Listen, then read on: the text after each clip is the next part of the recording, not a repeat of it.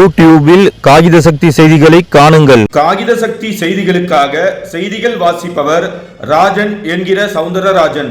அதிமுக காஞ்சிபுரம் மாவட்ட அம்மா பேரவை செயலாளர் KUS சோமசுந்தரம் அவர்கள் ஏற்பாட்டில் அவரது தலைமையில் 4/8/2025 அன்று காலை 10 மணி அளவில் குன்றத்தூர் பஜாரில் பொதுமக்களிடம் துண்டு பிரசுரங்கள் வழங்கப்பட்டன.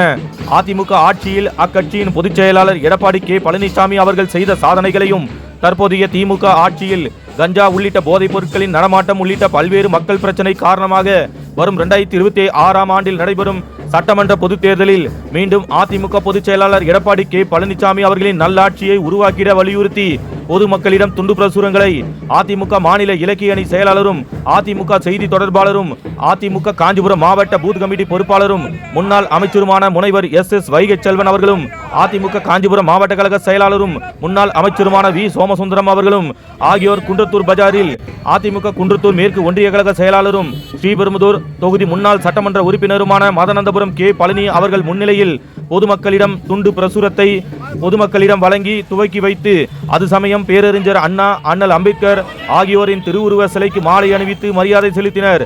இந்நிகழ்ச்சியில் அதிமுக மாநில, மாவட்ட, ஒன்றிய, நகர, பேரூர், ஊராட்சி கிளைக்கழக நிர்வாகிகள், பிற அணி நிர்வாகிகள் திரளாக கலந்து கொண்டனர். இந்நிகழ்ச்சியில் கலந்து கொண்ட அனைவருக்கும் அதிமுக குன்றத்தூர் நகர கழக செயலாளர் அலெக்சாண்டர் அவர்கள் நன்றி கூறினார்.